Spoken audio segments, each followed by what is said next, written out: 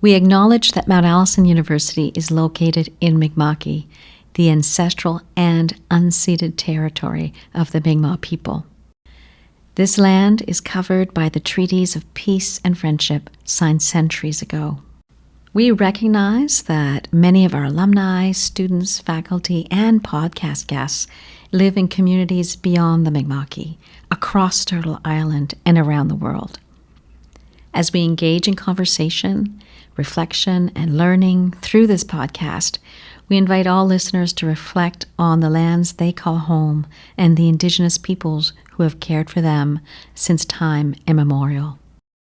As treaty people, we share a responsibility to engage respectfully with this land and with each other, to listen, to learn, and to honor the truths and histories that shape our shared future.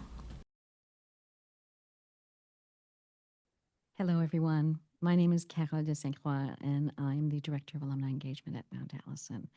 Today on When Ducks Leave the Pond, we are very honored to be joined by Mark Sevestre. He is a Mohawk from the Six Nations of the Grand River Territory and a proud Mount Allison alumnus from the class of 1991. Mark is a national leader in Indigenous finance and reconciliation-focused investing. Mark has over 25 years of experience in trust management, economic development, and shareholder engagement.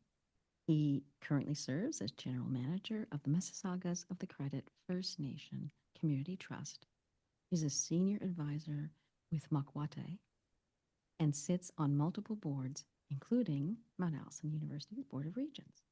He's also a proud father, community mentor, and former assistant football coach and player for the Mounties. Hi, Mark. Hi, Carol. Thank you for having me.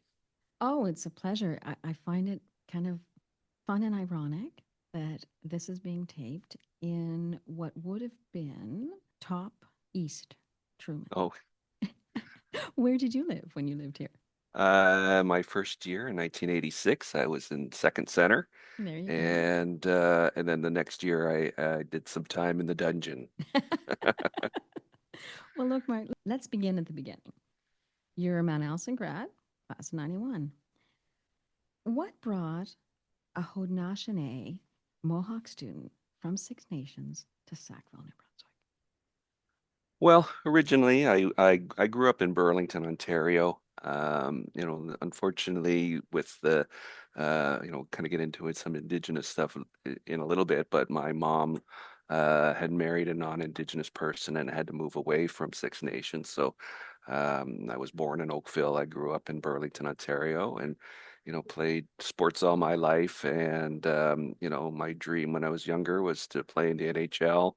But I started playing football, loved the game when I was younger, started playing at high school, and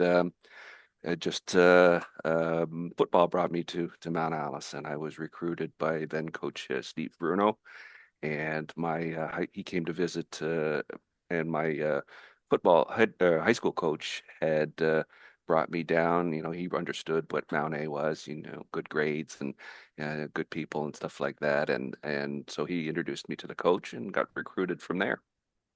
And what was your what was your cultural adjustment like? You're moving from central Canada into eastern Canada. We have kind of, you're married to someone from here. You understand that we have kind of different um, senses of humor and all of this stuff. What was the cultural adjustment for you moving east? It was interesting because I had never, until meeting Coach Bruno, obviously I'd heard of Mount Allison because of the '84 Vanier Cup appearance, and I'd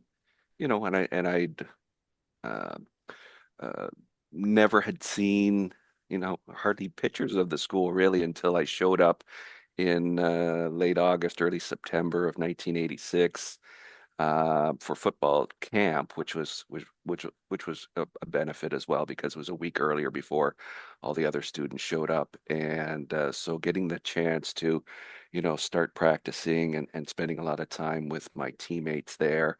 One of the things that was really benefit for me was that um, I had a good friend growing up in Burlington who lived on the other side of town, went to a different high school, but he would always hang around with me and my friends.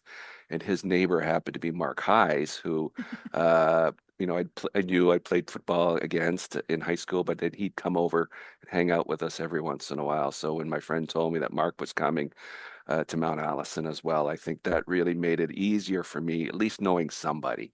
I Exactly. came in, just absolutely not knowing anybody, not knowing what to expect. And, when my mom dropped me off and left, and I realized I'm not going to see her until Christmas time. So, you better, um, enjoy your time here, and you're kind of on your own.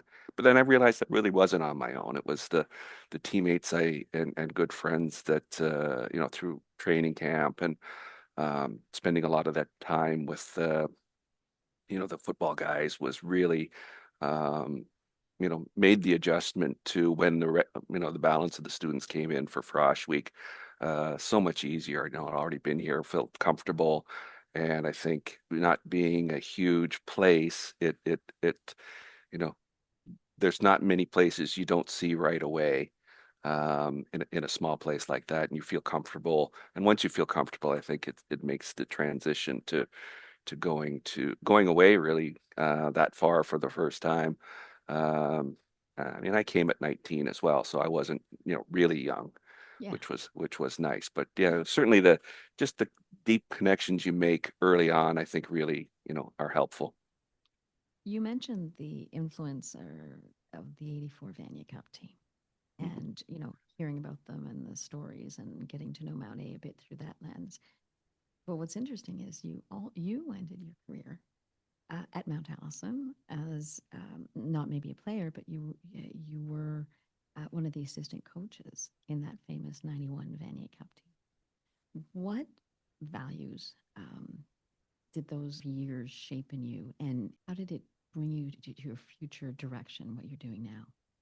Well, I think one of the things that happened for me was I moved off campus after my second year, and actually stepped away and took a year off of football. I think one of the things for me, needed to get my grades back up, and unfortunately, I didn't have a great relationship with Coach Bruno, and I thought that I was actually going to play hockey in the '88 season, but then decided to.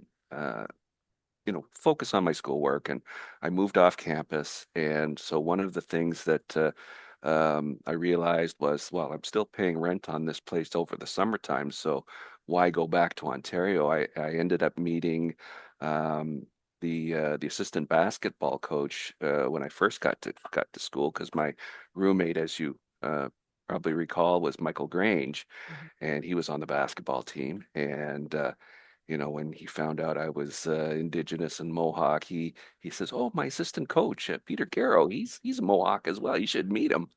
And Peter, fantastic person, and great family, and he from Akwesasne, uh, and he worked for the Department of, well, say Indigenous Affairs. It had another name back then, but he also introduced me to George Fotheringham, who was the president of the Fifth Quarter Club at the time.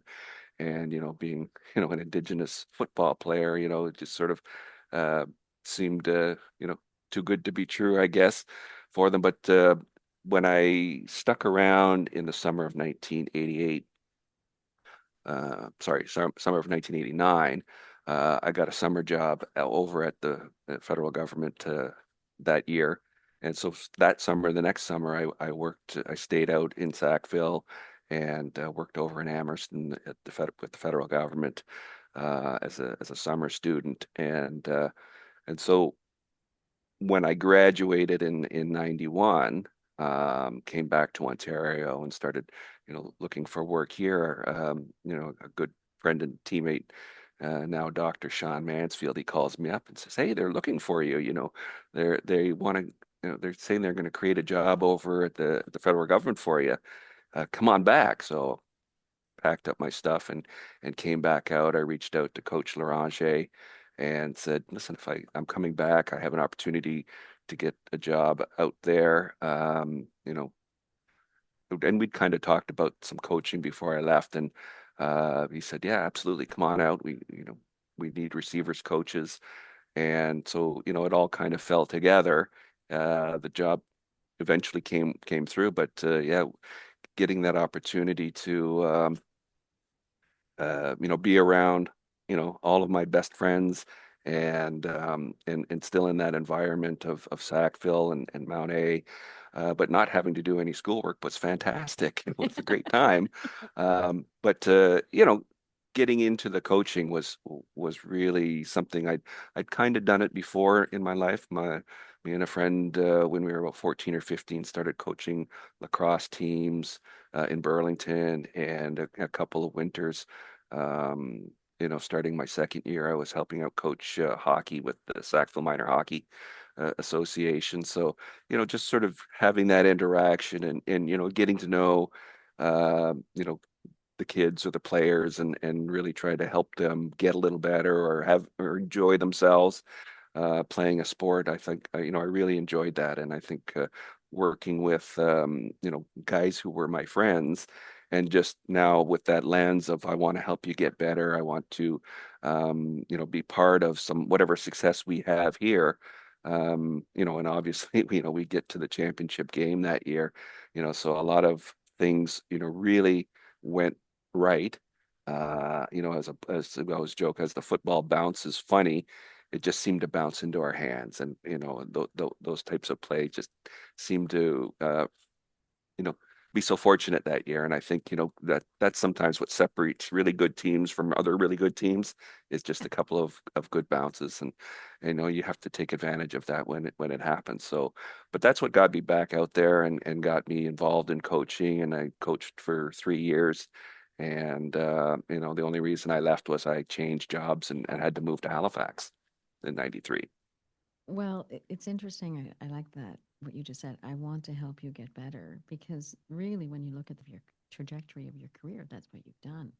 You've spent over 2 decades working in Indigenous investment and trust management. Can you walk us through how you became involved in this work and what it's meant to you, both personally and professionally?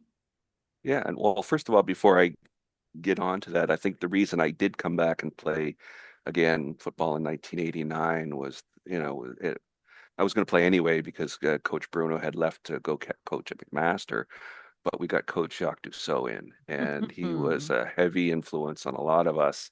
And one of the things he always said was that, um, he took the position of he had to understand who you were and what you could do, what you couldn't do, and maximize, the the values of the things that you bring. He always said that if you fail, that's not your fault. It's mine because I didn't understand you well enough to put you in a position to succeed.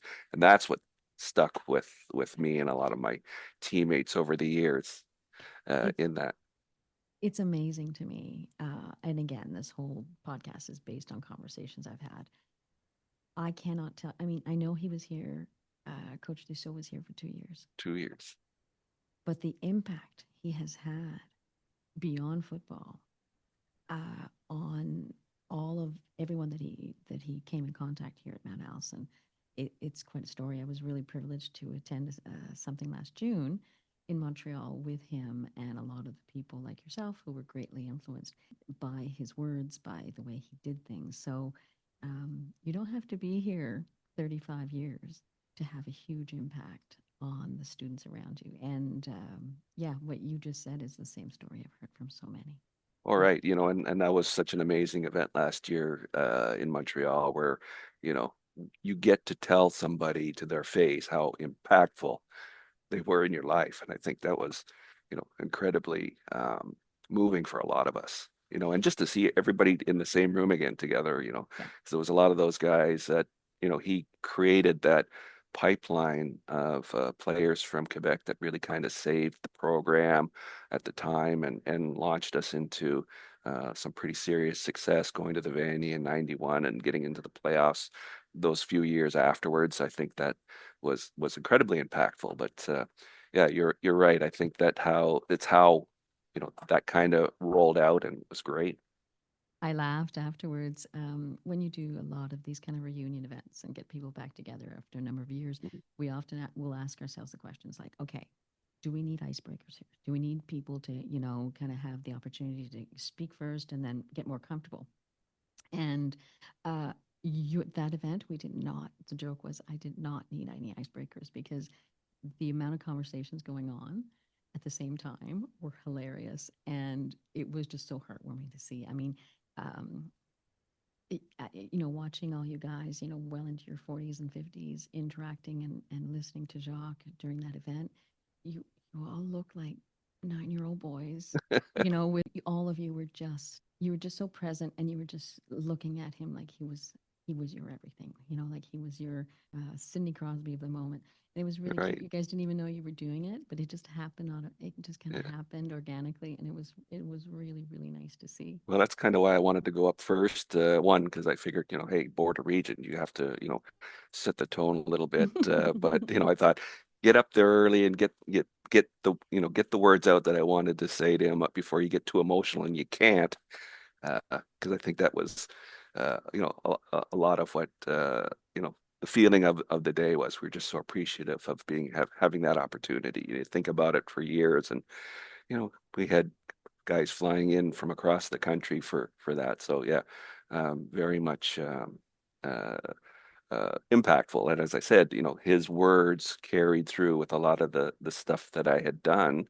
Because when I did end up leaving Department of Indigenous Affairs in 1993, I got a job in Truro, actually, with the Native Council of Nova Scotia, and I was the economic development officer for all of the off-reserve Indigenous people of Nova Scotia. So, essentially, I was sort of a conduit to the government economic development program for any entrepreneur who was looking to start business or get some funding for something like that. So that was quite the you know good experience for me. I mean, I moved to Halifax and lived with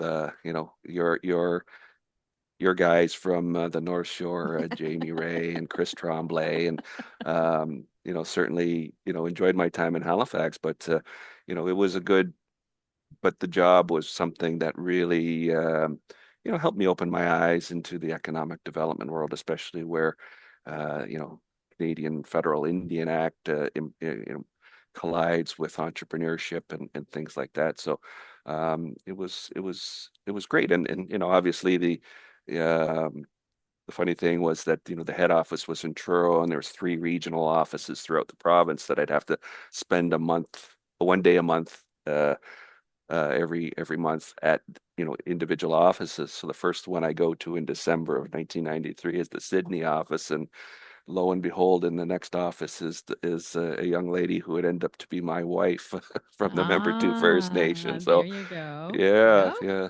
Yeah, my two coworkers in the office asked me if I wanted to go for lunch, and I said no. I'm going to wait around. If nobody comes in, I'll head back to Halifax after lunch. And the next thing you know, they bring in this beautiful Mi'kmaq woman, and we chat for a little bit. She asked if I wanted to go for lunch, and I said, of course.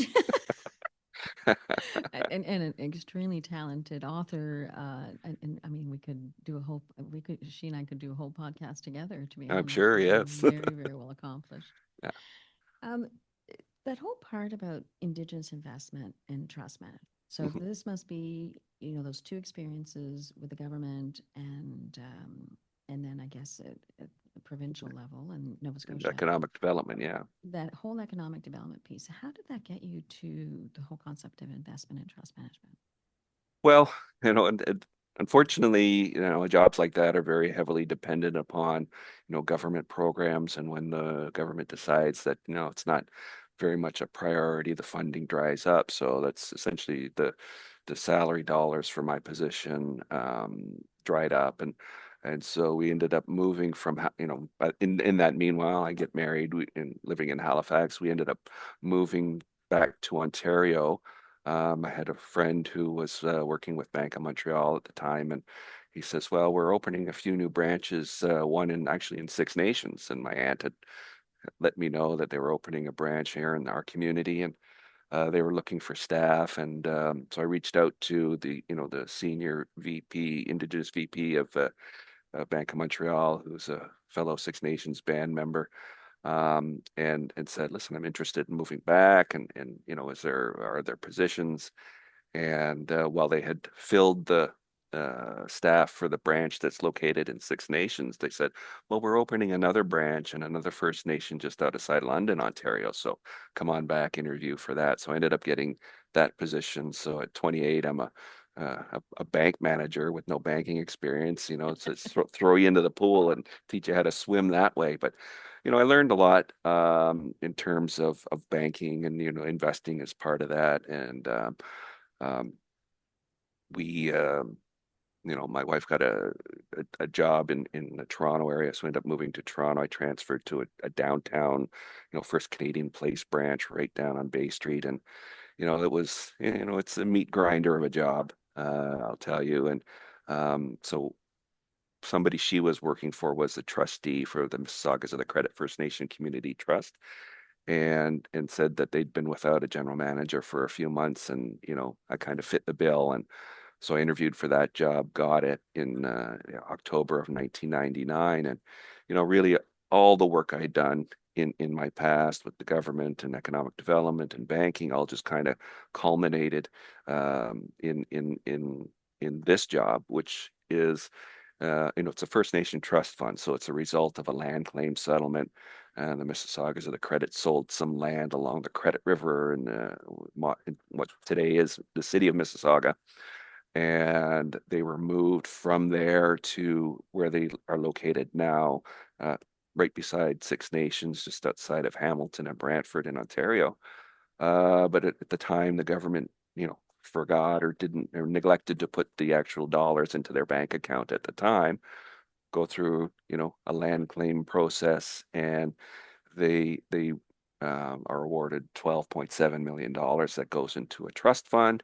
You're allowed to invest the funds of the capital, and I always make the comment that you can't waste it on frivolous things like housing and clean water and education and those types of things, but you can utilize the revenue for those things. So that's how we set this thing up. We invest in the publicly traded markets, and we use the revenue to fund housing and education and health and a lot of those things in our community that are so sorely needed. So since then, when I started, it was about $13 million.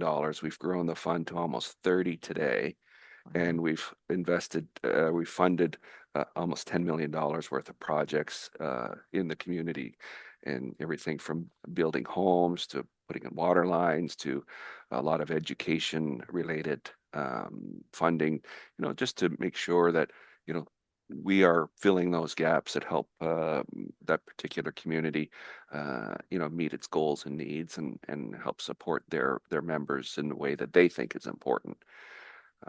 So And that the all goes back to what Jacques told you. Get mhm, get to know who you are, who you're working with, and figure out how you can help them based on where they're at. And right, it's and put them in a position to succeed, right? That's exactly. always the way we go. Yeah. But I think kind of moving on there, what you realize at the time, and this was about 2006, there's a group of First Nation trust managers like myself were talking about how, every time, Canada and a First Nation get into a land claim settlement and a trust is the result of it, it's like you're reinventing the wheel. There was no organization that helped our communities understand, this process. And then once you get into it, what does the investment industry look like, and who should you be working with? So that's how we created the National Aboriginal Trust Officers Association, was just to ensure that we weren't reinventing the wheel every time we came into a settlement, and wanted to make sure, again, put that community into a position where it's doing the best for itself, in a way that makes sense for them. And so we included, all the people we would be dealing with. So the investment managers, investment advisory services, lawyers, accountants, and those industry people who had the knowledge of investing that we needed to get from them. And then we wanted to make sure they understood us in a better way so they could, we could be great clients and they could be better providers in this area. Well, I mean, as you were a founding member of the National Aboriginal Trust Officers Association, and I mean, really, like you've helped redefine Indigenous finance. It's really interesting how you kind of saw that need and still kept it to really grassroots and really community driven. And that's the key, which I guess brings me to my next question. Um, Mark, you've been a leading voice in linking Indigenous values to investment decisions. I'm going to say that again because it's really important people understand how what it what a seismic shift this was for many First Nation communities. You've been a leading voice in linking Indigenous values and investment decisions. What does responsible investment look like from an Indigenous lens? And how has that conversation evolved since you first started getting involved? Yeah, it was just a chance meeting with a gentleman who is from the Spokane tribe of Washington State, and he'd worked in the investment world and on Wall Street. And I was at a conference at the Oneidas of Wisconsin, and we just happened to connect and sit down and talk for a while. And he talked about very simple things. You have to know what's in your portfolio.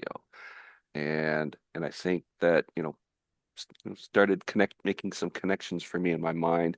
And you realize that the investment markets and investing is, there's no greater activity that represents capitalism so well. And in our context, it's a very colonialized operation, right? You're taking you're generating money out of commodities and everything is a commodity. Um, and I think that when we were first starting NATOA, we were just trying to ensure that all of our communities were dealing with the appropriate investment managers because there's investment brokers, there's the bankers, GICs and things like that. There's certain levels of investment that you need sort of a discretionary money manager who can make those decisions on your behalf. He owes you a fiduciary duty. That means he has to do, or he or she has to do, what's in your best interest. But realistically, what we realized was uh, what they're really saying is we just have to make you as much money as possible. And one of my former chairpersons, Mrs. Hobbs of the Credit, came up with this brilliant line that sticks with me. She said, "Yeah, we can make a profit, but at what cost?" Mm. And if you start to think that the cost is your culture, your traditions, or your rights, your title, the impact on your environment or your the climate, I think those are really when you start to have to ask those questions, goes back to you have to know what's in your portfolio. Are you, on a very simple level, are you holding companies that are in the news for the wrong reasons? Hmm. And if so, what do you do about it? And so this was about 2013, 2014, and I connected with a group called the Shareholder Association for Research and Education, and they are an advocacy group that primarily at the time serviced and had as members of their organization pension funds and foundations and high net worth family offices and groups like that. And they were really trying to coordinate and utilize their rights and responsibilities as shareholders. And that was the connection for me that was the part we really weren't doing. I went to a UN event in New York City, and it was called the Shareholder Advocacy and Literacy Training, done by a group called First Peoples Worldwide. And essentially, they were bringing in Indigenous people from around the world, and essentially what they were trying to do was help them find out who were the shareholders of the companies that were doing harm in their communities, whether it was mining or resource extraction of things like that. And, when I spoke up, I said, well, I'm sort of in a unique situation because I'm not only an Indigenous person whose community could be impacted by this, but I'm also an investor through the trust funds. And there was a nun there from the Sisters of Mercy afterwards, comes over and puts her hand on my shoulder, goes, "You're voting your proxies, right?" And I thought, no, we're not. We're leaving that up to our investment managers. And she says, you really should and vote. You really should be voting your proxy votes at these corporate meetings. And so combining that with, meeting up with Share, I mean, that really helped us understand that, we need to take more responsibility. We need to have a better relationship with our investment managers. And when you really came down to it, um, you know, the investment managers that we were dealing with, great people. I have no, n- you know, no nothing negative to say about them, but they just didn't understand that Indigenous people are coming at this from the perspective of, we've had cultural and traditional values that have managed our communities for thousands of years. When we talked about wealth management, we talk about, how we viewed managing the environment, managing nature. You don't, it's the idea that it's like eating. You have to eat today, you have to eat next week, you have to eat next month and next year. So how do you manage your resources to be able to do that? You don't overhunt and kill everything just so you have a lot of food right now. You've got to let that, work with nature to let it provide for you. And I think, that kind of concept, we were thinking that's got to be part of our investment policy because, again, looking into our portfolio, do these companies reflect, our values or can we be okay with the values these companies connect with? And so that's what really got us into exploring that responsibility we have as Indigenous peoples and as investors. So I know that you were like the shareholder engagement. You led shareholder engagement for a number of years in Mississauga of the Credit.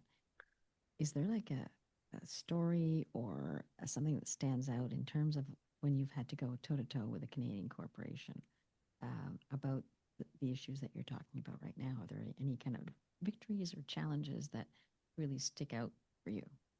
Yeah, I think it's just a matter of getting, the investor or our groups of Indigenous investors coordinated and understanding that we have this not only right, but it's a responsibility.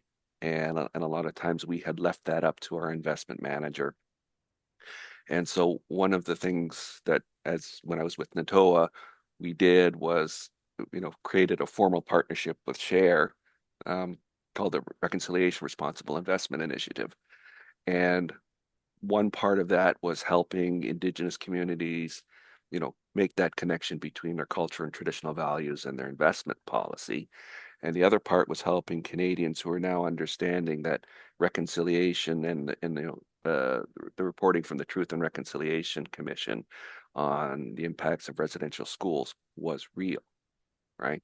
And so how do you utilize your own invested portfolios in a way that benefits reconciliation? So our work was really trying to ensure that the companies out there um, took that seriously and understood that, in Canadian law, um, there is, Section 35 in the Constitution that talks about, inherent Aboriginal and treaty rights.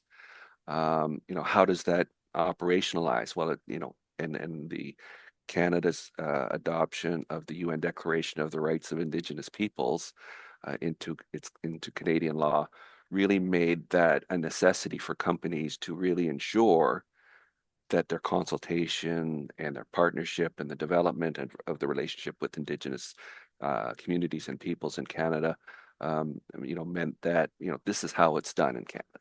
And so one of the things that we did, and I, was actually kind of embarrassed of us, any of those engagements on Indigenous issues prior to 2023 um, were done by non-Indigenous investors on our behalf. And I said, well, as much as I appreciate that, we should be standing up and leading these types of things. So through this partnership with Share, the Mississaugas of the Credit were the first Indigenous investor to ask a corporate company or a publicly traded Canadian corporation to develop an Indigenous policy. The year before, we were supportive of the Atkinson Foundation, who brought forward that similar proposal to the TMX Group, which is the company that owns the Toronto Stock Exchange. And I think one of the things that was most beneficial, and I think when you're in your question, going toe to toe, I think really what it means for us is that we're taking away that sort of adversarial element of it. We're saying this is the logical way to go because our money is invested in your guys as well, and we want to ensure that it grows. But we want to ensure it grows in a good, positive way. And I think that's the kind of um, thinking that turns it around. It's not like we're not trying to make you do something against your will just because that's what we want, or we don't want you doing something nice for us because you think it's nice for us and you have the power to do something nice for us. No, this is a good business decision to move forward in a way that is positive, and you can still meet your goals of generating revenues and positive returns for your shareholders, but in a positive way. And I think that's reflective of um, you know, the connection with Indigenous communities. Call to Action 93 of the Truth and Reconciliation Commission report says that, corporate world plays a role, adopting the UN Declaration in terms of consultation and with Indigenous communities with free, prior, and informed consent. It also goes into the include or the recruiting and retention of Indigenous employees and the education and training of existing employees on Indigenous issues. And I think a lot of companies have embraced that and understood that it makes a lot of sense for them to do that.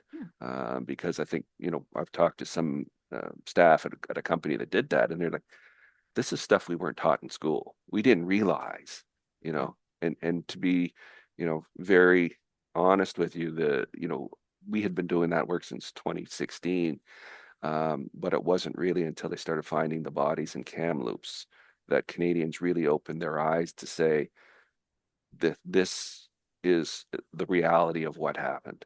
And, despite the fact that our communities have been saying for years, we know that the kids that never came home never told what happened to them, and were never shared that kind of information.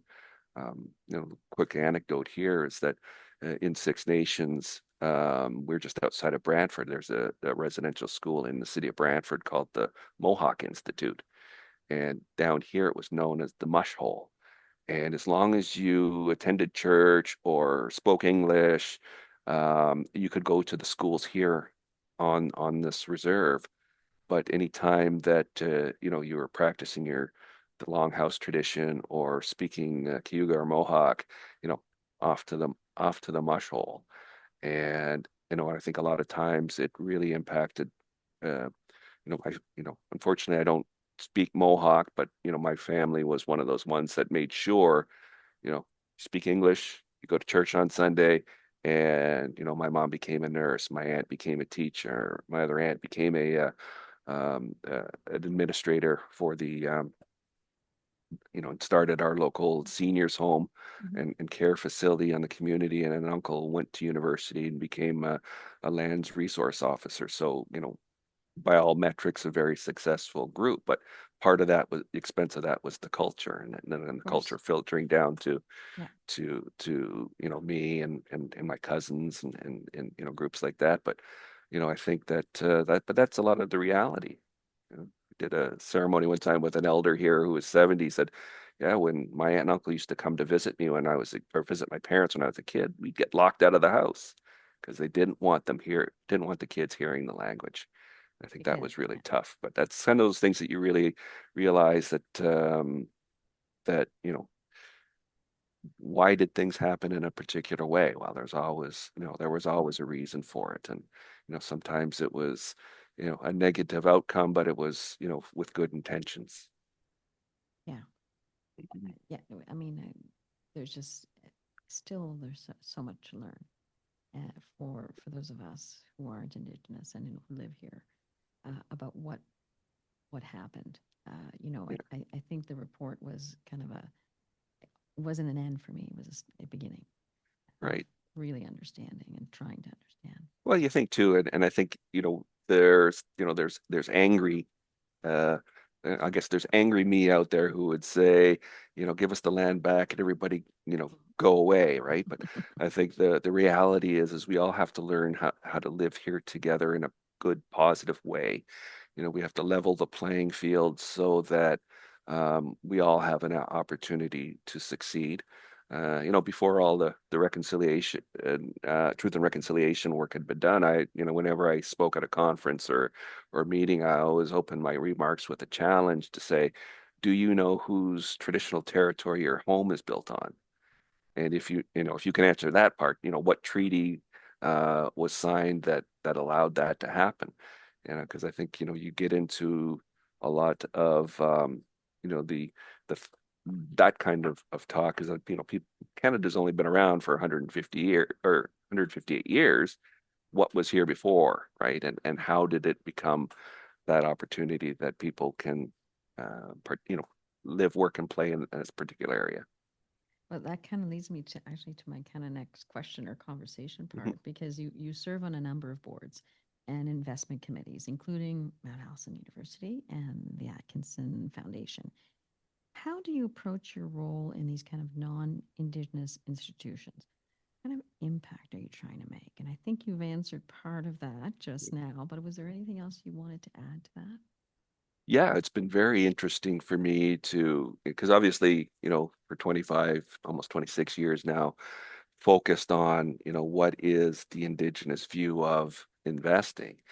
But, getting on boards where you've got, extraordinarily qualified, um, very intelligent, um, well-meaning people who are looking at, investing, Mount Allison's funds, for example, what and for me, I look at it, well, let's look at it from the values basis. What are the values of Mount Allison University, and how can we translate that into the investments that we, obviously need? But how can we, how can we generate our revenues in a way that we can all be proud of? You get, the the divestment movements and a lot of the student activists that we'll talk about. We've got investments in fossil fuels and things like that. But what is it that we really believe as a community of Mounties, and how do we translate that into the investments that will help us generate the revenues we need to move forward? So I think that is one of the things in this particular case I really want to, you know, I enjoy having those conversations. Obviously I think Indigenous issues are pretty important, but they are one element of the broader picture. And bringing that all together, I think, will coordinate us in a positive manner to do the things that we can continue to do here, or here at Mount A. As a father of twin boys, or should I say twin men right now, because all our children are getting older, you've spoken a lot about the importance of and impact of mentorship. What do you want young people, and particularly young men, to understand about leadership and community? Yeah, I think that uh, providing them, some role modeling. In my case, my twin sons are 22. My son Brad just graduated this year from Queen's University with a Bachelor of Commerce. My son Nathaniel is at UBC out in Vancouver and will be graduating next year with a major in international relations and a minor in creative writing. And they are, very talented young men, and really trying to make sure that they, um, you know, like Coach Yock said, seeing what they're good at and helping them along the way, and helping them be the most successful person they can be, having confidence in themselves and understanding how to treat people.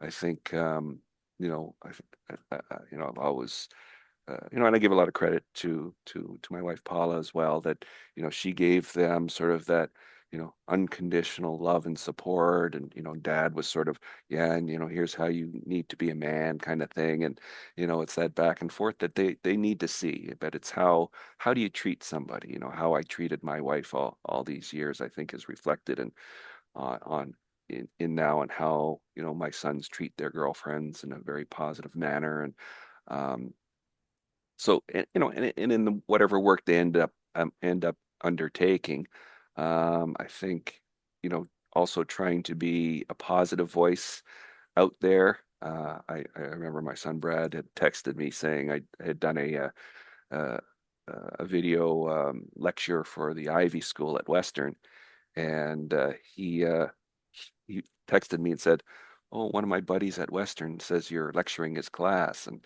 he said it was pretty cool. And I thought, well, create that positive environment so that when somebody sees our last name, then you know, if you're related to Mark, then um, you know th- expect good things, right? And I think Yeah. that um, I'm really proud of who these guys turned into being. They work diligently, incredibly intelligent, and um, just in the way that I see the way they're living their lives. I don't want to, I of course tried to get them to come to Mount Allison, uh, and uh, and but I had to realize like they have to choose their own path, right? I mean, one of the you know good times I had was uh, my son Brad played football in grade 9 and 10 in high school, so I got to coach him. My son Nathaniel decided to join him in grade 10, so I got to coach them both 1 year as receivers.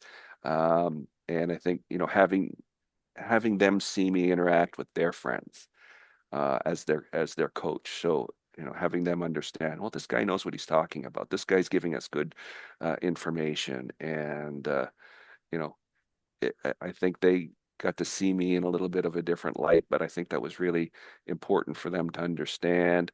Um, and COVID happened, and I think Brad for sure could have had an opportunity to play football somewhere, but he was a basketball guy, and I just thought, leave that up to him to make his decisions. And um, I just hope they enjoyed the experience of being able to um, you know have that interaction, have those types of relationships of with teammates and things like that. And I just said, see why this was important to me. Yeah. Well, yeah, I have had the opportunity to meet your boys there, and Paul, of course. You have a wonderful family, beautiful family. So it's always nice to see all of them back on campus every couple of years uh, while you're going through to Cape Breton. So speaking of Sackville, it's hard to believe our conversation is coming to an end already. Seems like it's gone by in 5 minutes, but Mhm. to conclude, let's circle back to Sackville. When you think of your time at Mount Allison, what memories surface? Um, and more importantly, what would you tell today's Indigenous students at Mount Allison who are starting their journeys here? I think Sackville and Mount Allison for me was sort of that close-knit community. Um, and I can relate that to young Indigenous students who are considering coming. It's the closest thing to a First Nation community that you're going to get. You can go to U of T, you go to UBC, monster campuses, and you can get lost pretty easy. But, at Mount Allison, you have, you create a good tight-knit group of friends, um, and that will be there and be with you for, throughout your journey in town. I think I loved my time in Sackville. It's something that I always recall. I think that through even through social media and connections that way. I'm probably texting or messaging a classmate or a friend or a teammate every day. You know, and through the groups that you you create. Um, I mean, one of the things I did recently was I was on the interviewing committee for the new head football coach, and getting Scott Brady in back, was for me it was, you wanted one, the football knowledge, but you also two, you needed to have somebody who understood Mount Allison and Sackville, to get who gets that dynamic. And, and I think that that was one of the, you know, things that really, stood out in his case, with his background and experience and history with the school. And so, and the other thing that comes to mind, I was fortunately asked to provide some remarks at the pinning ceremony, athletes pinning ceremony. And so I, reached out to a group of my old teammates of, I'm asked to do this with the graduating athletes. What do you want me to share with them? And all the stories were coming back about, for the guys, it was the brotherhood, and some of the my friend, the female volleyball players, it was the family, right? And so one of the things I got to say to the students there that day, I said, you're sitting beside somebody who's going to be in your wedding party or the godparents to your children. And it's that tight. And I think that you have to understand that the friendships that you make there are lifetime. And every time I spent time with one of my teammates at the reunion this year, and it's like I saw him yesterday. I probably hadn't seen him in 20 or 30 years almost, or even some friends I hadn't seen since graduation. It was just that sort of tightness and friendship that and through the benefit of social media, they have an idea of what you've been doing over this time. But I think that it's sort of it's something you don't get anywhere else. You talk to somebody who graduated Western or places like that, they may have two or three, good close friends they're still in touch with. But, in our case, it's probably, yours is probably hundreds. And for me, there's a few hundred people that I still connect with regularly. One of the things I'm really happy I started to do was to ensure starting to come back more often. You know, you don't know who's on, you don't know the people who are on the current football team, for example, for me. And you really want to get to know these guys because I think I got to know Adosa York when on one of my trips, and our connection was we both wore number one uh, at playing football. And and you know he talked about different aspects of how he went through uh,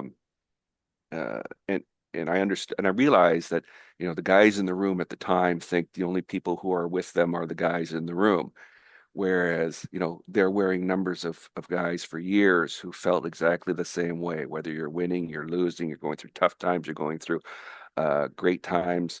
um, there's a level of support. So I kind of through Facebook, I found all the guys who've worn number one since Rich Mulford started wearing it back in 1984, 85. And we all connected in to support Jonathan Jett this past year, now Kirk Baptiste this year, um, to say, here's the group of guys who wore your number. Here's our stories. Here's why we did it. If you need to any support in any way, let us know because we're here for you.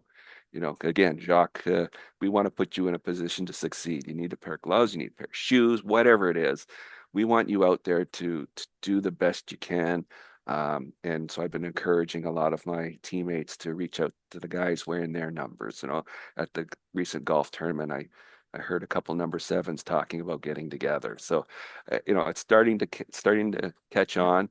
But I thought, for me, it was just something that I think that, kind of feel guilty for being away from it for a little while. But I think that wanting to have that connection and have the player, you know, guy wearing number one, to know that there's a whole bunch of people behind him, supporting him and wanting him to succeed. And you're not in this alone. And so it's been good that way. And I think it's something that really trying to encourage a lot more involvement from all of us veteran guys. I mean, I know this is not a visual thing, but Carol, you're looking at me, and my, backdrop here is a shelving unit, and I've got my football helmets and picture of me playing, and the Indigenous stole they introduced for graduation. And these are the important things for me. I really wanted to, because when I do, I did a presentation to the Canadian Senate with this behind me, and I wanted them to know, like that's part of who I am and why I come to the table with, a lot of Indigenous gifts that I've received over the years for speaking engagements and things like that. And I think that it's part of who I am and why I do what I do. I've felt for a long time that your career or your path, um, I mean, we all kind of know, oh, Mark's doing really interesting things, but it's kind of quietly in the background in many, many, many, many ways. The impact that you've had on your communities and the people you work with, and I mean, your legacy. Like, people are going to be talking about what you did in those years for decades to come. So I say that, Mark, because I just want to tell you how proud we are of you. Like, we're really proud of you.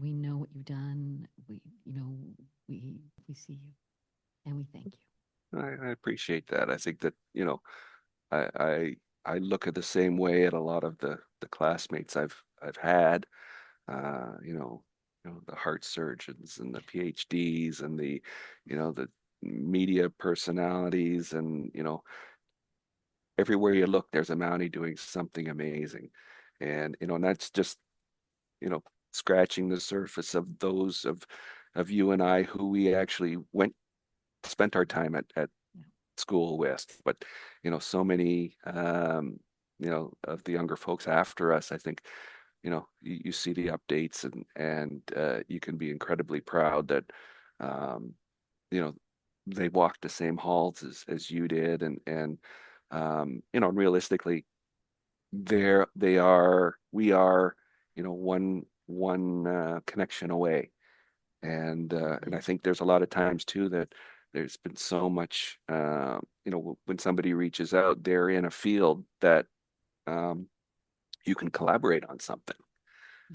I've had calls from friends who are in economic development or looking for an Indigenous perspective on something, and because they know what I do and what I've done, and just if I don't know a person or a connection, I could, well, you should talk to this person, or you should really think about something in a particular way, and same, I can reach out to others in particular areas, and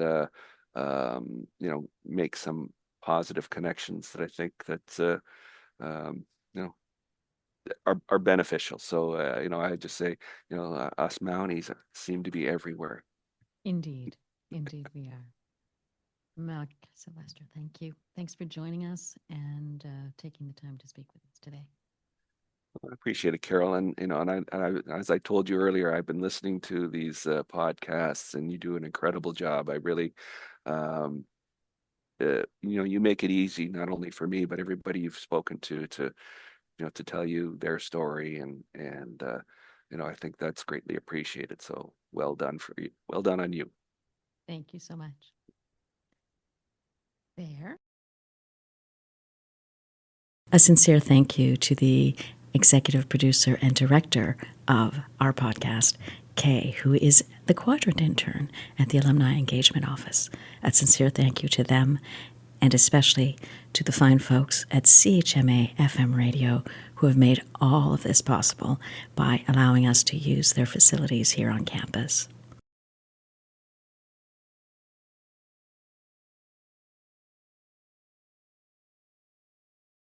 Mount Allison strives to be a safe, respectful, and welcoming place for people of all genders, diverse sexualities, gender identities, and gender expressions through education, programming, support, and advocacy. We prioritized upholding, maintaining, and honoring that environment during the creation of this podcast.